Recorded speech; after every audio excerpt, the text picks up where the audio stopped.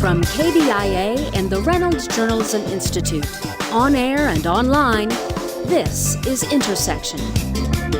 Hello and welcome to Intersection, where people and ideas meet online and on KBIA. I'm Ryan Famuliner.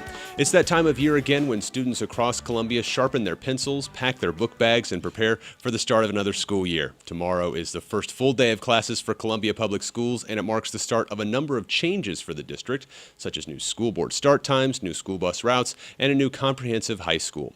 Today on Intersection, we'll explore some of the changes this year and get a preview of the upcoming school year. Joining me in studio, Christine King is the president of the Columbia Board of Education. Christine, thanks for being here. Thanks for having me. Michelle Baumstark is the spokesperson for Columbia Public Schools. Michelle, welcome to the show. Thank you. And joining us by Skype this afternoon, Susan McClintock is a teacher who's worked for CPS for more than 25 years. This year, she'll be teaching at Alpha Hart Lewis Elementary. She's also the president of the Columbia, Missouri National Education Association. Susan, thanks for joining us. Good afternoon. Thanks for having me. All right. And as always, we'd love to hear from you in our audience as well. For the parents in our audience, what questions do you have about the upcoming school year? Share your thoughts. Give us a call at 573-882-8925 or email intersection@kbia.org. You could also tweet us at intersectkbia. All right. So to start off for today, I guess maybe Michelle, it might be good to start with you. Today we actually started with this half day, jump start day, a new thing this year. How has that gone today? What was that, I guess, as well? You know, I was actually at several of the schools today, just kind of watching what was happening, and very much a lot of excitement in our buildings. And I know our teachers and our staff at our secondary buildings, because this was for our secondary schools, so our middle schools and our high schools. Our high schools were for 9th and 10th graders, just to get them familiar with the buildings, meet their teachers, in preparation to have a great formal start tomorrow. Right. And so this was something, again, new this year. Is that right, Christine? Correct. Mm-hmm. And what was the thought process behind that, especially for this year? Well, for this year, the thought behind it was we have 3 of our former junior highs, West Oakland and West Jefferson. Oakland Jeff, that are now middle schools. All those students at those schools are brand new to that school. There's not one student there that has attended that school before. And then with all the new students at the other 3 middle schools, then not to mention Battle being new. And then at our other 2 high schools, Rockbridge and Hickman, we have 2 classes that are brand new to the high school. And so the thought was to ease tensions, make sure the bugs get worked out. You know, we're wireless in the high schools and in all of our schools now. New transportation routes. I mean, all of our bus routes from 6 through 12 all changed dramatically. Elementary, not so much. And then the new start times. So we really needed that day to kind of ease into things. And both my children went. I have a freshman at Hickman and then a 6th grader at Smithton. And I haven't talked to the 9th grader yet, but my daughter said it was awesome. You know, I think she was a little apprehensive about knowing where all of her classes were. And so it gives them that chance just to ease into the day. Sure. Well, yeah, you kind of went over a lot of those changes all just right there. Let's go ahead and pick those apart and go let's over not talk about those anymore. one by one. No, let's go over them just a little bit Yeah. more. Let's start with some of the changes on the grade levels. Okay. You mentioned already, but how are these grade levels being reorganized in the district? Well, when the community agreed back in 05-06 that they wanted a 3rd comprehensive high school and they wanted 9th graders in that high school, that set the plan in motion for this reorganization. And so the change was made that all of our all the junior highs and middle schools from last school year would now become all middle schools serving grades 6 through 8. And then our comprehensive high schools obviously all serve 9 through 12. And prior to that, 9th graders were in the junior highs. All of our grade level populations at all 6 of those middle schools have gone down dramatically. So, for example, last year at Smithton in 6th and 7th grade, they might have had between 450, 475 per grade level. Now at that school, it's about 250. So but 225, 250. So the overall student population at the middle schools have gone down, and then your individual grade level, which makes transition time easier. You get to know your class better. You move that on up into the high school level. We've already seen 200 more students participate in athletics and activities. More student involvement, engagement. So those are some of the changes at the grade level that occurred, or with the secondary level. Yeah, and Michelle, I mean, you've already kind of touched on this here, Christine, but Michelle, what were some of the reasons for this reorganization really being necessary at this point? For a variety of reasons. I think the two biggest ones that our community is aware of is one, obviously, we wanted to have the ninth graders in our high school buildings to ease that transition. The number of transitions our kids were making was difficult, I think, for them. And then we've seen tremendous growth in our school district. So it was necessary to build a third comprehensive high school to ease overcrowding that's going on. It was going on at our other two high schools. If we were going to really be serious about having ninth graders in our high school buildings, there's no physical way that they would be able to Right. fit without building a third high school. So it really was a necessary transition that happened. But it also opened some doors for us to be able to re-examine what that middle level looked like. I think our teachers and our administrative team that have been planning this for several years now have done a great job of trying to meld the best of what we had with our junior high model with the best of what we have with our middle school model. And I think everybody's really excited about what middle school is going to look like this year. Okay. And I guess, Susan, I'd like to bring you in here as well. We mentioned that you're an elementary school teacher, but what have you been hearing from teachers as your role with NEA and how they feel about some of these changes that are going in place this year? Well, I think last week there was a lot of trepidation about wondering how it's all going to work and how everybody's going to get where they're going. And the start times kind of became finalized. They came out from HR and everybody kind of took a big breath and thought, now I know what I can do with my own children and my own families and schedule and what's going to be like for the commute and get everybody where they're going. And I think after tomorrow, as always, with every year when we start school, the best part is when we get the kids here and we make sure that everything's going well and everybody's going to be safe. And so I think they're all learning about it. The secondary transition, as both Michelle and Christine have said, is something that we've been working together on for a long time, and we've done a great job in planning for win-win situations for our faculty and staff as well as for our CPS students. Sure. And we've touched on it already too, but Susan, maybe also about the start time specifically, what's some of the feedback you've had? I know there was a ton of feedback when we were trying to decide these as a community, but what's your feedback now that this is decided, this is how things are going to go? What's the situation with teachers now in that regard? Well, again, the start, knowing what you're going to do, what time you have to get up, what time you have to be at work and everything was a great relief to see that from our administrators last week. And so we got that information that came out from HR. And mostly, I think tomorrow, seeing how that's going to work, making sure that families know that. I know when we had back to school night here last week, a lot of people were like, whoa, what time do we have to be here? It was still new to our families. And so it was a great opportunity to educate them, to make sure they know that. I know the Bus Barns worked very hard to get all of the information out to families, and every school has worked really hard during schedule pickup to make sure that they're aware of what time. And with small children, the number one thing is you want to make sure there's somebody at home with them, that they realize they're coming home early too. So that's something that we've been communicating a lot. And things are new and different, and it's always going to be challenging to have things that change a little bit, but we just have to keep communicating with our families so that everybody knows exactly what the expectations are. Right. And not to belabor this, Christine, but you both laughed, Christine and Michelle, when I talked about the feedback before. But I guess, how do we feel now that we've made this decision? I know, Christine, when we talked to you before, it's one of those situations where you can't make everyone happy. Right. But how do we feel about where we landed on start times? Well, in my opinion, the decision was made to have the schools placed how we did as far as start times, and so now the important thing is we need to make that work. And at the same time, we made that promise as a board, and Dr. Belcher, is that throughout the year, we would look at, is this working for our students, our community, and how can we offer different solutions or suggestions and whatever. And we've already received some emails, prior to the start of the school year about start times and bus rides. And sometimes when something is brand new, you have to create a new normal. And I think before, people were so used to what we had, even though it really wasn't the most ideal. I mean, we had all 6 of our middle and junior highs and high school basically starting at the same time. So how do you get all those buses turned around and get people dropped off without transition on buses and all that? Well, we didn't. We did it the best we could, but it really wasn't the most ideal.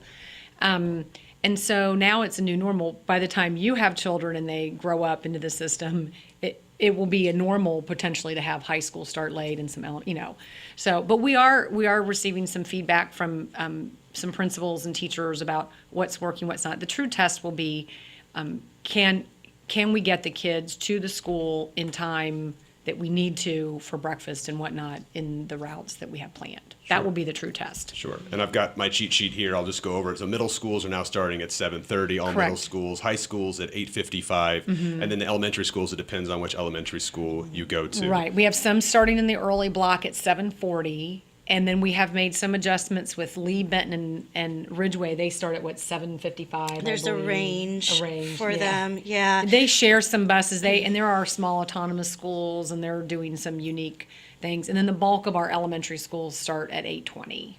Right.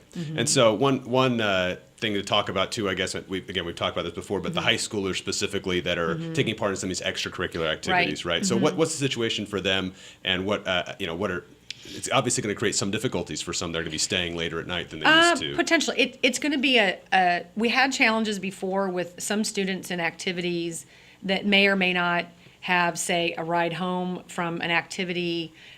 You always had issues with sports like swimming, golf, softball at Hickman, in which kids needed to go off-site for practices or whatever. And now what we're finding is a similar situation, but maybe with a different set of folks. So, for example, the swimmers. Swimmers have early morning practice now rather than after school. And as I've said before, their days will be just as long. It just is a different span of the day, right? I mean, their day is not changing any as far as the length. It's when it starts and when it ends. With football, I would assume they'll have all their practices after school. So yeah, they'll be staying later, but my son this morning got up at 7:20 and was loving life that he did, Now, we do offer a 0-hour class and some online classes at the high school level. Right or wrong, for those kids who are actively involved in athletics or activities such as choir, show choir, marching band, they may not be able to participate in those 0-hour classes depending on their practice times. I think, again, after this year, coaches and activity coordinators will have a much better sense of how to work the schedule and how to make it work. This year is still going to be, I think, a big transition year for us all the way around. That's just my opinion. But so I think we need to ask for a little grace from the community on letting us work through those bugs. All right, I'll take a moment to remind our listeners that this is Intersection, a program of KBIA and the Reynolds Journalism Institute. I'm Ryan Famuliner, and today on Intersection, as school starts this week here in Columbia, we're talking about the significant changes going into place this year in the district. Joining us in studio are Columbia Public Schools spokesperson Michelle Baumstark and Board of Education President Christine King. And Susan McClintock is joining us via Skype. She's a longtime CPS teacher who's also the president of the Columbia, Missouri National Education Association. And for you in our audience, what do you think of the new school start times? Share your thoughts. Give us a call at 573-882-8925, or you can email intersection@kbia.org. You could also tweet us at intersectkbia. We'd like to remind you that you can watch Intersection as streaming video online during our live conversations every Monday afternoon at 2 at kbia.org. You can watch that video and join our online chat by going to kbia.org and scrolling down to the link for Intersection. Again, that's Mondays at 2 at kbia.org. Yeah, real quick, I'll go one more quick question about these school start times before we move on to something else. Michelle, I guess, what for these students that are both them at Battle, and also we have the new thing with buses where they're going to be dropped off at some middle schools and moved around. What are some of the transportation issues that go into these school start times and how these bus routes are affected? I guess? Absolutely. I think when we first started really narrowing down what our start time ranges were going to be last school year, one of the caveats that we kept reiterating was that we would not know the exact time until we could really get the routing completed. And so that's for that reason. That's why you see some schools, we have a group of 7 that have an earlier start for elementary school, and then we have some special times for our 3, for lack of a better term, our 3 magnet type schools, because we did have some routing challenges in order to make all of those pieces come together.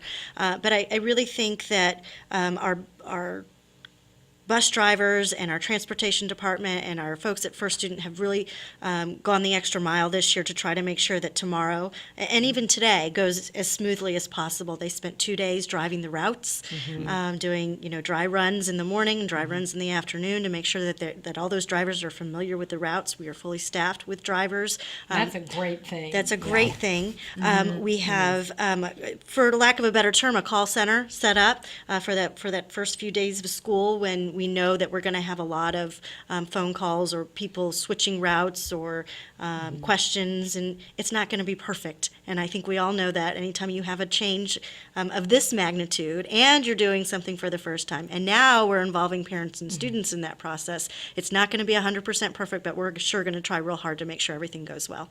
And so, how will the transit times compare, I guess? I know it obviously varies student to student where you were going before, especially with all the changes. But on the whole, do we know what kind of difference it'll mean for students on the way to school, way Well, home? we'll get a full report out, but basically, since all the populations at all the middle schools have drastically changed and their attendance area is, as far as number of students, have gone down, I think we've increased the ability for students to walk or ride their bike to school, because of that.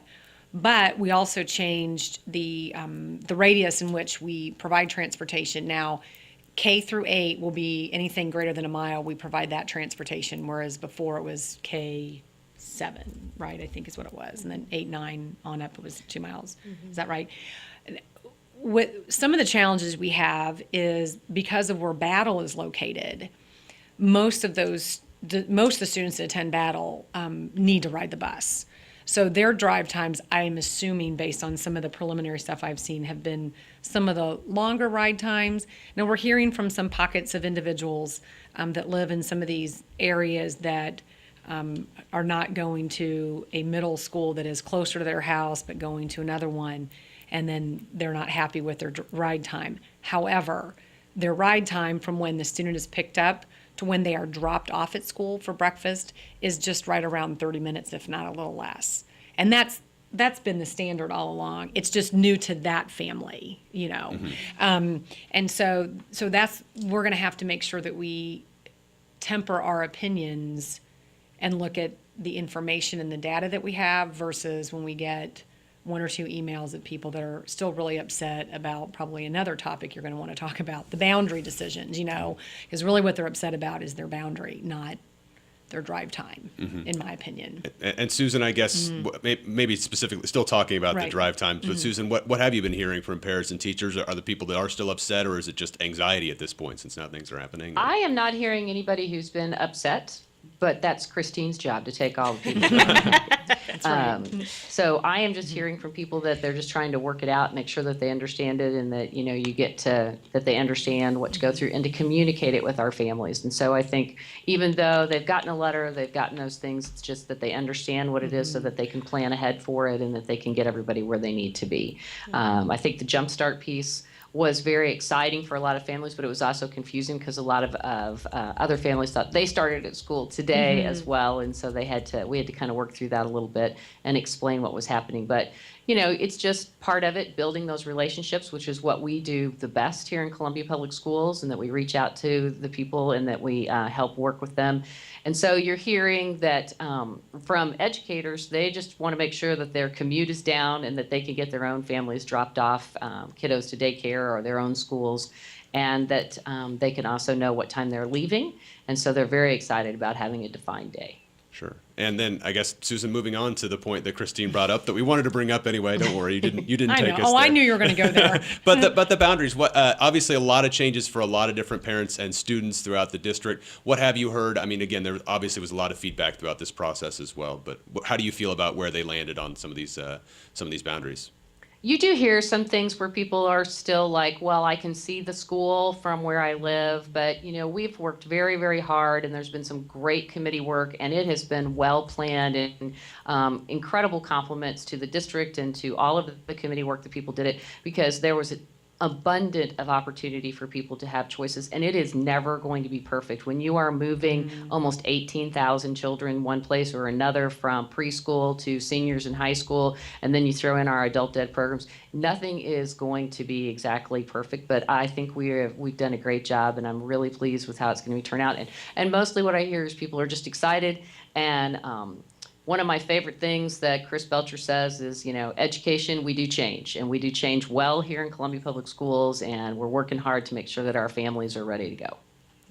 What would you like to add to that, Michelle or Christine? Yeah, I think one of the main things we did when it came to this to the boundary shifts that were taking place is we really wanted parents to have a good amount of time to adjust to what these changes were going to be. So our committees worked really hard to have those decisions and scenarios, one, be very, very public and open, so that people could weigh in. But then narrowing down those scenarios and presenting something to the board 18 months before any of these changes were going to take place, so that people had time to digest them, to make adjustments, to plan for what their secondary school experience was going to look like, because it would be different, and we knew that was going to affect a lot of families. We wanted to make sure that they had enough time. I'll take a moment to remind our listeners that this is Intersection, a program of KBIA and the Reynolds Journalism Institute. I'm Ryan Famuliner, and today on Intersection, as school starts this week here in Columbia, we're talking about the significant changes going into place this year in the district. Joining us in studio are Columbia Public Schools spokesperson Michelle Baumstark and Board of Education President Christine King, and Susan McClintock is joining us via Skype. She's a longtime CPS teacher who's also the president of the Columbia, Missouri National Education Association. And for you in our audience, what do you think of the school restructuring plan? Share your thoughts. Give us a call at 573-882-8925, or you can email intersection@kbia.org. You could also tweet us at intersectkbia. We'd like to remind you that you can watch Intersection as streaming video online during our live conversations every Monday afternoon at 2 at kbia.org. You can watch that video and join our online chat by going to kbia.org and scrolling down to the link for Intersection. Again, that's Mondays at 2 at kbia.org. One of the things there's been a lot of discussion about through the drawing up the lines, but also specifically at Battle, is the demographics there. I think a report I saw said around 50% are going to be on free or reduced school Correct. lunch. What are some of the challenges that come along with that? I don't know. Michelle, maybe we'll start with you on that one. I think one of the misconceptions that we have to be careful about is designating a building and letting that define what it is, because it's just simply not the case. And I think all of our kids can learn at high levels regardless of what their free and reduced lunch status is. That being said, I think the number is really reflective of what we see overall in Columbia, and we tried when we worked really hard to get those boundaries aligned to make sure that what we have for our student populations is reflective of what we see in our community. And I think overall, we know that the free and reduced lunch population here in Columbia has been on the rise. We are 40% overall in Columbia Public Schools. And so I think you see that as reflected in any of our buildings, not just Battle, but all of our buildings. And I think that we'll see that number change a little bit over time. Because with Battle, we are opening 9 through 11 only. So the population at Rockbridge and Hickman is still going to be kind of high this year because they'll have 4 grades, but the seniors aren't moving. So I think next year will be maybe even a better indication if you're going to use that as a comparison. But we also know that sometimes when you have a higher free and reduced lunch status, that some of those kids come from backgrounds that they just might need some more resources and some more assistance. And so we know that. We know that at some of the schools, we want to manage those class size a little bit and to provide the resources that those families and teachers may need to make sure those kids are in those high-level classes and doing what they need to be doing. And we have fabulous teachers and administrators in place at those buildings who are used to working with people who come from poverty. We also have to be careful that in our community, we have also a lot of people that qualify and sign up for the free and reduced lunch program, but they are visiting professors and those types of individuals that they still need the assistance, but they're not poor. And I think that percentage, that got brought up to me loud and clear throughout this process. And so like what Michelle said, to define it, there's more to the story than just a child that qualifies for free and reduced lunch. Sure. But if I'm not mistaken, that Right, was it part of was. it was part of the process we were It drawing is. things. And It how did that absolutely how did was. that end up? Where are we drawing students from into battle, and how did we rearrange a little bit to Well- try to get the demographics settled, or as far as where we're drawing from? No, we didn't say, oh, let's pull this pocket and see what happens. We really looked at the scenario. Well, and they looked at thousands of scenarios. Every time they did a scenario, they pulled up the numbers. But when I talked to the people that were on the committee, no one ever said, well, let's try to pull 5% from this school to this school. They did want to balance it. So it probably sounds like I'm talking out of both sides of my mouth. And I'm not. It's just, I think there's a perception that we can just go and say, we're going to pull this pocket of people because they do or don't qualify and move them. That's not really, we really looked at the population of the schools in terms of the numbers. And then also we ran the numbers to see the balancing of it. We also, I remember having the conversation with the higher numbers at Lang, Oakland, and Battle that, well, does it make sense to keep those schools potentially a little lighter on population? And I don't know if you want to add more to that. Well, we'll have to take a quick break. We can get to that Okay. when we come back. But this is Intersection, a program of KBIA and the Reynolds Journalism Institute. Today on Intersection, as school starts this week here in Columbia, we're talking about significant changes going into place this year in the district. Joining us in studio are Columbia Public School spokesperson Michelle Baumstark, Christine King, and Susan McClintock are joining us via Skype. We'll be right back after a short break.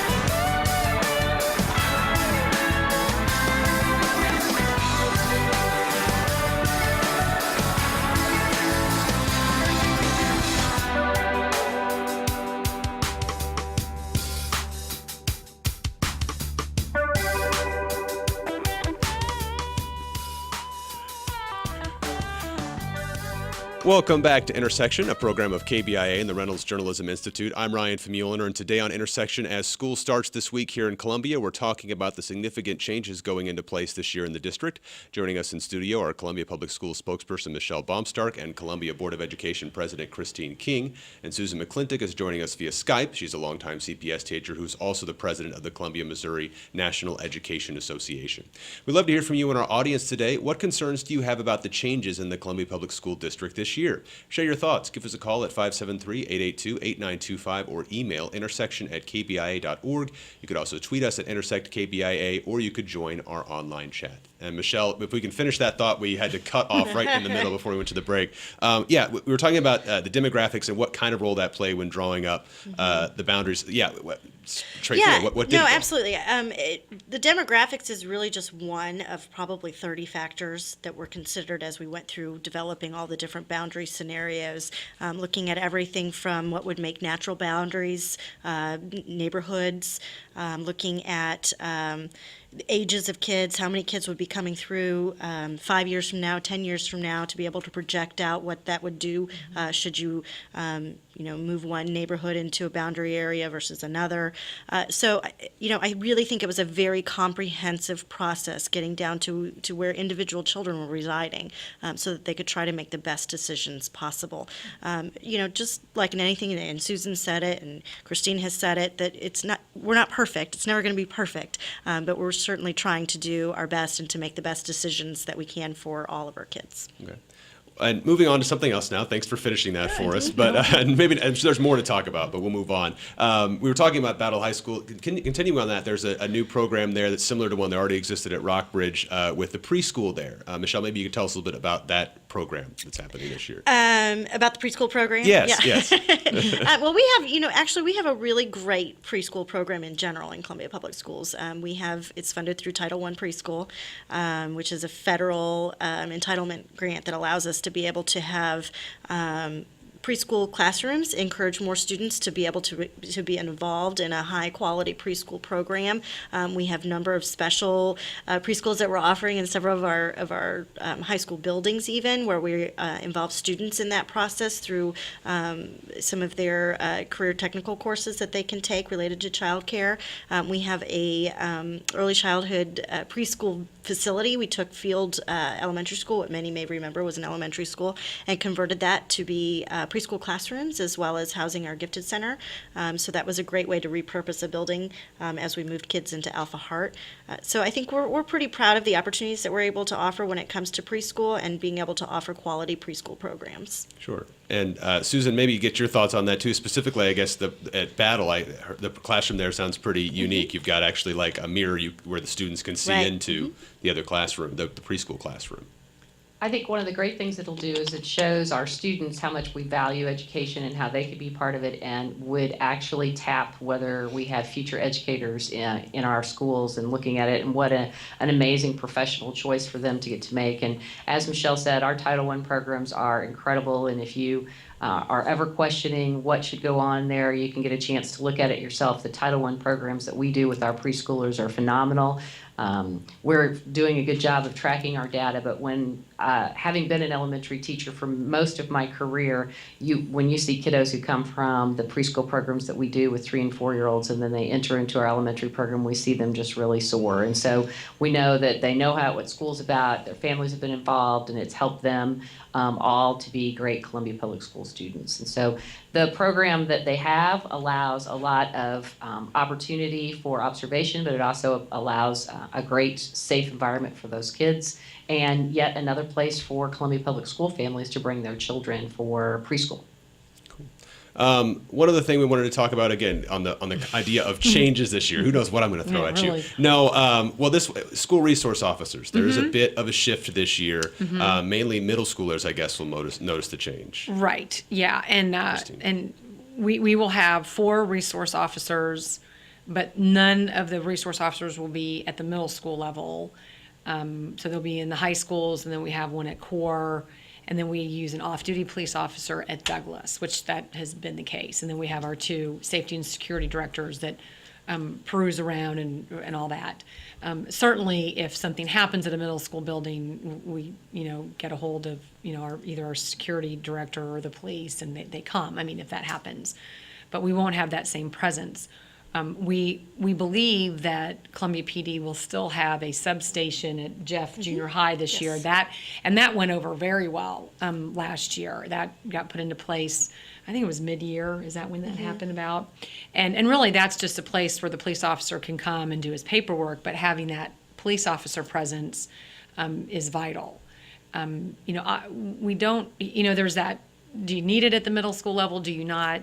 I think we would be very open to have the police substations at all the middle schools. I mean, it's a great community building thing if that's something that CPD could do. But as of right now, we won't have any more SROs than the 4 that we have, and then the off-duty at Douglas. Right. And so before that, again, the number of officers hasn't changed. It's just the fact that we have a new high school. Well, and it has over yeah. time, right, Sure. but it hasn't from last year to this year. Right. When I first got on the board in 2009 or going into that year, I think there was 9 SROs, and they rotated between. They were at the high schools, the 2 high schools, and then they rotated at the middle and junior high level. But those officers also taught the DARE program at the 5th grade level.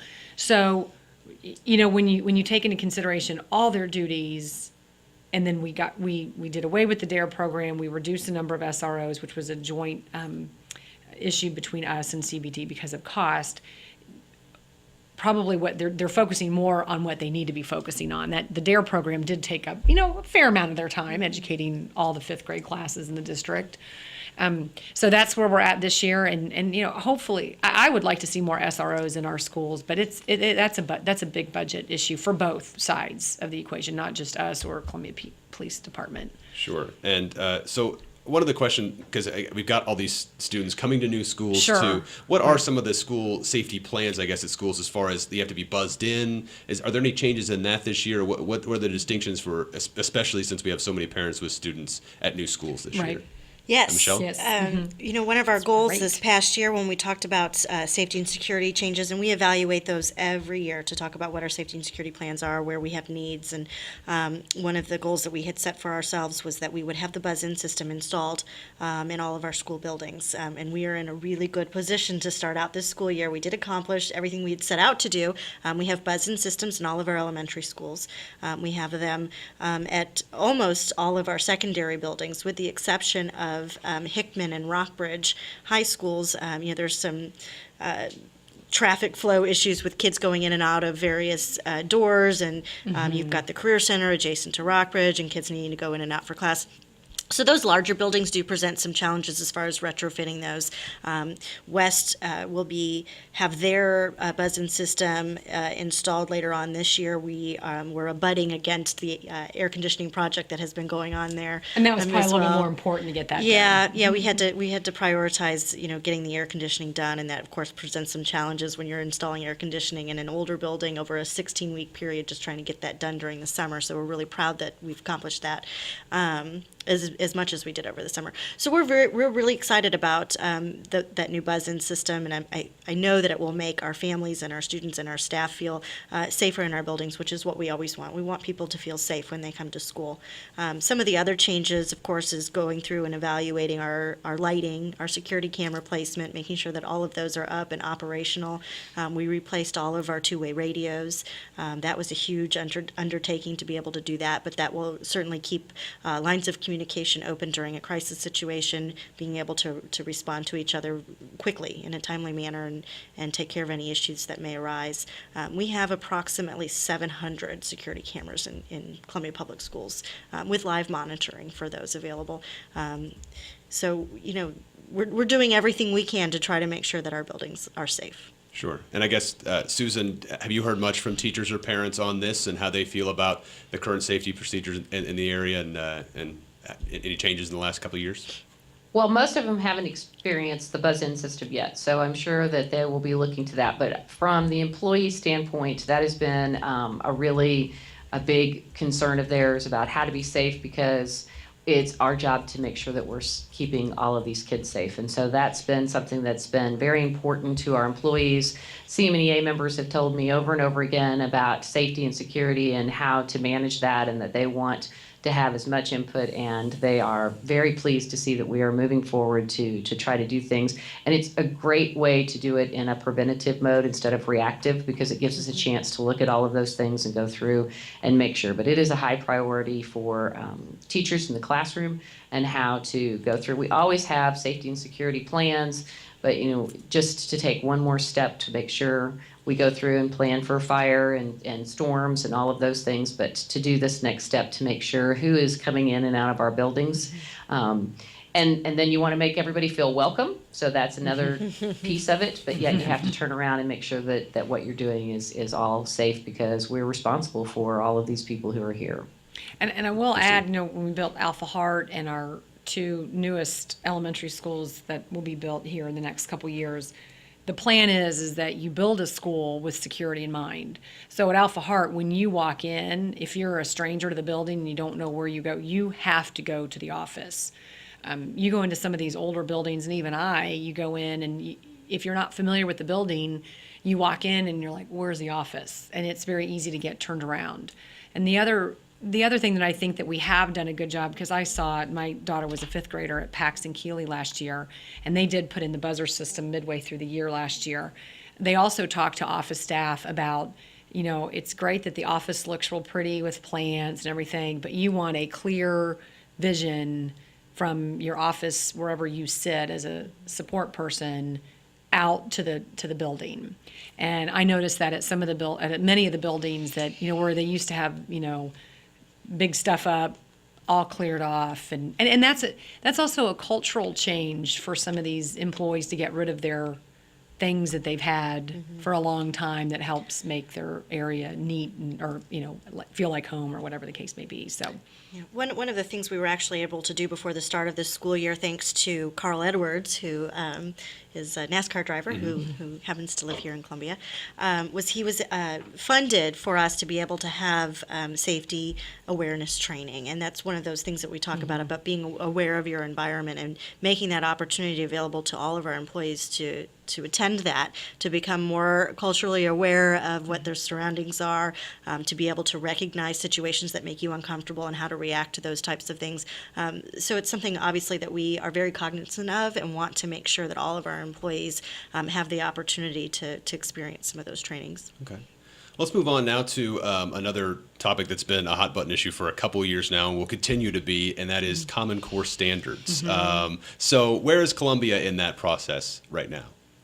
Well, and Susan would probably be able to talk to it a little bit more than what I can, but I know last year we started the implementation of Common Core standards across the district at the 6 through 12 level, I believe. Was it K? Susan, I don't know. I can't remember if it was K-12 or I know 6-12 because I heard about it at the secondary level. It is K-12, and what's most important to understand is that the state of Missouri, through the Department of Elementary and Secondary Ed, adopted it first. And what the biggest confusion for people is that they think that it is curriculum, and then they also think that materials are curriculum. So we have to be really careful when we talk to people about it so that they understand. So Common Core is a set of standards that range for all of our students to reach to, and then the curriculum is still designed by our local and by our state so that we have those state guidelines. Then when you bring materials in, a lot of people will say, oh, there's your curriculum. No, those materials are there just to supplement our curriculum. And the Common Core is there so that when we are comparing and having, people love to rank schools, to rank states, to base it on your assessment, to do all those things. They want everybody to have a grade or a number so that they have something that they can look at. And the idea with the Common Core is that they'll be able to do that nationwide, and you'll be able to say, State A has this, State B has that.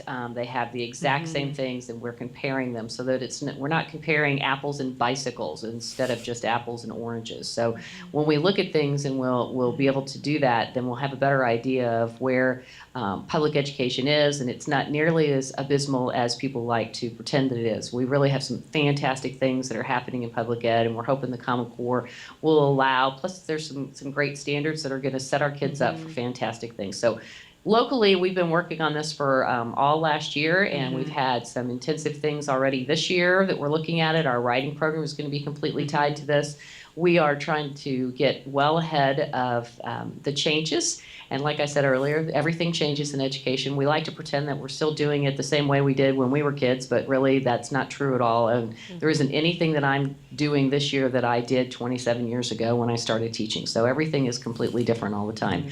And we're moving ahead. We're looking at that. And the Common Core are standards of places to go for, and then our curriculum will support those things, and our materials will support the curriculum and the standards. Right. So even though that curriculum's not mandated, as you're saying, it's still something, though, that most likely Columbia school teachers are going to be adjusting, and parents and students will notice, adjustments to get to those standards, correct? For the standards, yes. Everybody will be reaching towards those. It's the best way that I've tried to explain it to people is to think of it more as a goal. These are the goals that you're going to reach, and your curriculum is more of your objective on how you're going to get from here to there, and your materials are just the ladder to be able to do that. Sure. And Christine? Well, no, I was just going to say is I know at the middle school and junior high level last year, I heard I got a lot of emails from people that I didn't know, and then just my friends who told me about the level of writing, reading, and homework. Now, some people didn't necessarily experience more, but just talked about, especially like at the 6th grade level, because I know when my child went through 6th grade, he really didn't have a lot of homework. And I know homework isn't necessarily the benchmark of how much you're doing, but there is that level of when they bring home a lot of homework, you can kind of see what they're doing. And I know that last year, the goal was they wanted to make sure and have as many of these kids hit these standards that were, more robust, a little bit, and like Susan said, we're trying to beat the curve. And I think the writing and the reading part is fabulous.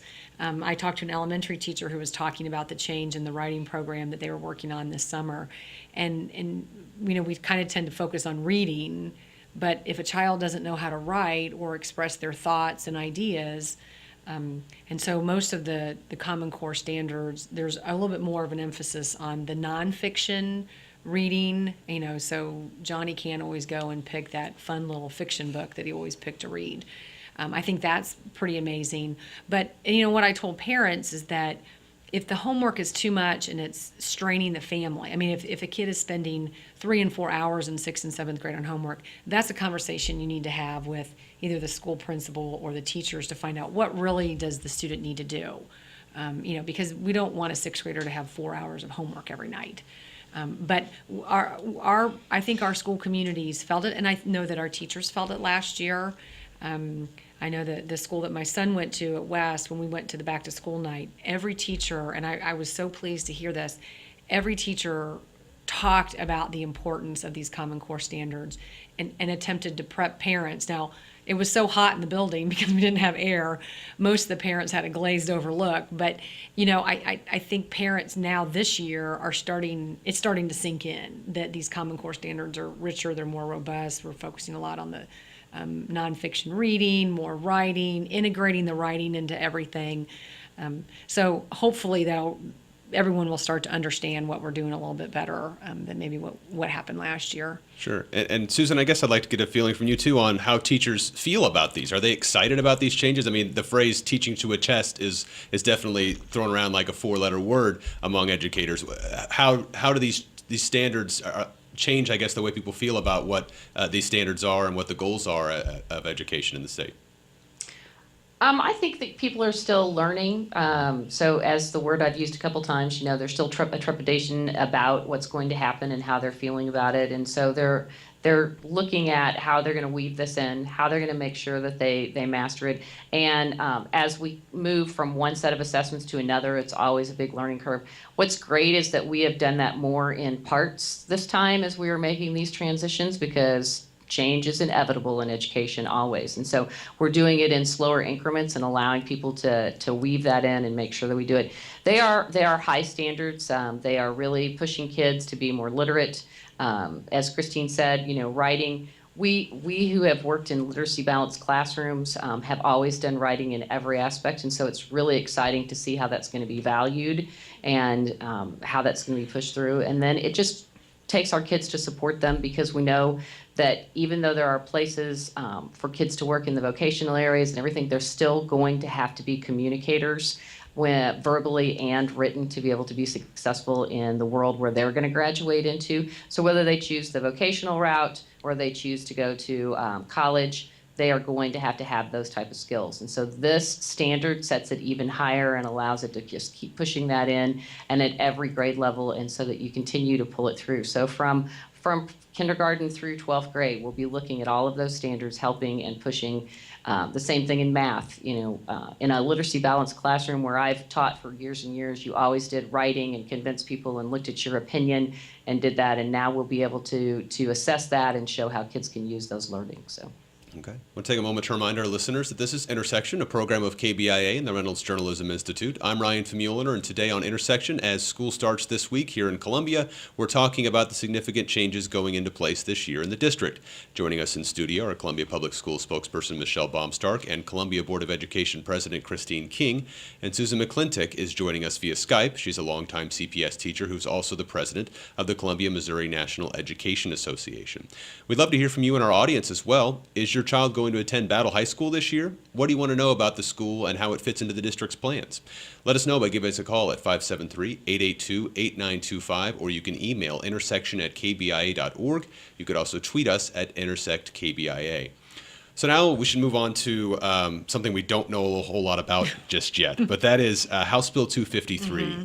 It's a bill that was passed by the legislature. Governor Nixon vetoed it. Would change the way taxes are collected in the state pretty significantly if if the Republican legislature decided to override that veto. That's something they could do next month if they chose to do so. Right, yeah. So there's been some estimates, we- I guess, on how that might impact Columbia. Yeah, and I don't remember the exact, I didn't bring the information that Dr. Belcher has sent us on those exact numbers. Did you, Right, Nick? somewhere, the range is somewhere between 4 and 7 million. So, I mean, year. it's, Yeah, yes, yeah. it's Right. a significant But amount. we haven't received full funding for years. Yeah. Sure. This is a trick question. Then, You're asking a trick question. but still, obviously, this is something that you're going to keep a close eye on and Sure. probably have an opinion on, I would guess. Yeah, Yes. what our board is going to plan on doing is on the 22nd at our work session, we're going to talk about this. And then in September, at our September board meeting, we'll make the decision on how as a board, do we want to have a resolution that expresses our opinion as a board? This board, and I agree with this philosophy, we need to be really careful, even though I know this greatly impacts us. We are supposed to be the most non-political party in the group, in the state, in terms of we're here to help education and the education of kids, and more school boards, and in particular us, because of where we're located and the size of our district and all that. We do get asked to support different political sides of whatever the issue is. And, and it doesn't, and our board is made up of Republicans, Democrats, mixes, it doesn't matter. There comes a point in time when, how do we state what we believe in without becoming a political figure? And so I think when we talk about it on Thursday, we've got some ideas that we'll talk about. We don't know for sure what will happen, if actually it will go to the override session or whatever it's called. The veto session. The veto it session. happens every Yeah. year in September, but just this year it might actually matter. But we don't know. Right. Yeah, We don't know if that will actually happen. And I say that about we haven't received full funding because I think that sometimes what happens is when there's something big in the news, we focus on, this one issue is greatly going to impact us. And it is, except for the fact every year that I've been on the board, our funding has been less and less at the state level. I mean, it just had. Now, I understand why some of those things happen. So, the real issue for me is when is the state, and every other state goes through this as well, when is the state going to get to a point financially where when they tell you this is how much money they're going to give you, they give it to you. That's my big concern because the issue is even bigger than this because, what happens if this all goes through and they say, well, you're going to get 7 million less and then we get 8 million less, so, that I have a bigger picture than that, but yet I don't know what's really going to, but we are going to talk about it on Thursday. We have a 7:30 a.m. meeting. If anybody wants to come out, it's a public meeting. It's our tax hearing. And then we'll that's also. where we'll know if the board decides to take any Well, stance, we I may guess. we may not make the Yeah. decision then. I think we're just going to talk about it and make Sure. sure everybody's up to speed. And then I think at our September meeting is when we will make the September 9th regular Board of Education meeting. We'll make the decision if we move a resolution forward. I see. Yeah. And then I guess, Susan, I don't know, does Missouri NEA have any stance on this yet? Yes, we strongly do support the governor's veto and have encouraged everyone, all of our members across the state, our 36,000 plus members across the state, to contact all of their senators and representatives to encourage them to support the veto and not to overturn it. And I agree with Christine that our funding and our formula is an issue, but if House Bill 253 goes through, we're not only going to be looking at schools, we're going to be looking at our mental health support, we're going to be looking at all of the funding that we do that will affect our kids, our roads, everything will be cut. This will be our race against Kansas to the bottom. And so it's really an unfortunate event, and we're really hoping that people will seriously look at this and make some amazing movement in not supporting this bill and continuing with the veto. So yeah, we have come across it, and we will encourage our school board to make that resolution to support the veto and to overturn House Bill 253 and to move forward. And so, right, Christine is exactly right that we have not received our funding, but if this bill goes through the way it is, it will probably be cut again, and so will many of the other supports for our students. Yeah. Is there any concern too, I guess, on the teachers' side of how it may affect compensation too? We could certainly have, across the state, have looked at the problem that we could have teachers who could be cut. If you lose that kind of money, our school district would have to make those, every local school district would have to make their own decisions, but it would come out to where, would we be laying people off? Would we be firing people? What would we be doing? So it would be all kinds of different things if, depending on if you have that kind of hit to your local budget. You're going to have really, really big decisions to make, and what that will trickle out into our community would be amazing. Yeah, I think one of the things that people may not realize is that when you talk about school districts in general, and especially in Columbia, roughly 80% of our budget is people. I mean, that's what makes up the educational system. It's the teachers and the staff in our buildings. So when you talk about having a large reduction somewhere in the several $1 million range, where's that going to come from? It's people. And so that's definitely concerning. Yeah, we only have about 30 seconds left, but a very big question, a short answer. How have we dealt with that in the past? How has Columbia gotten through continuing having cuts? What's the solution here, and how might we deal with that? We haven't. We've done a lot of different things. They've done a lot of different things, and since I've been on the board, I mean, Dr. Belcher has worked diligently with his staff to make sure that each individual department is doing what they can, so when it comes up to the board level, we can see the changes and differences. We've operated the salary schedule each year I've been on the board, except the first year. That was a decision made prior to me getting on the board. We are committed to doing that.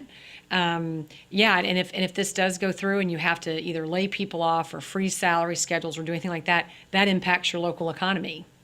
Because now you have people out of jobs. We cut 253 positions, Right. and we've barely begun to bring those people in. We froze salaries for 2 Right. years. We've had to, at different times, extended our transportation window so that it was further out for where kids were picked up. I mean, everything that we could possibly do, we have done. And so we're just now kind of getting back to barely level. We still don't have all those positions. We only had to release a few people, where most of them were through attrition, but we've done a lot of different things to try to make it work. Okay. And that is with the funding that we have. Okay. Well, that's all the time we have. Thank you very much for watching today's Intersection. Thanks to our guests, Columbia Public Schools spokesperson Michelle Baumstark, Columbia Board of Education President Christine, and Susan McClintock, who joined us via Skype. She's a longtime CPS teacher who's also the president of the Columbia, Missouri National Education Association. We'd like to remind those of you enjoying this as a rebroadcast that Intersection takes place live for a full hour from 2 to 3 every Monday afternoon. You can watch live streaming video of our program each Monday afternoon online at kbia.org. Alongside that video, you can submit your questions and comments and take part in an online discussion with others in the audience. Thanks for listening today.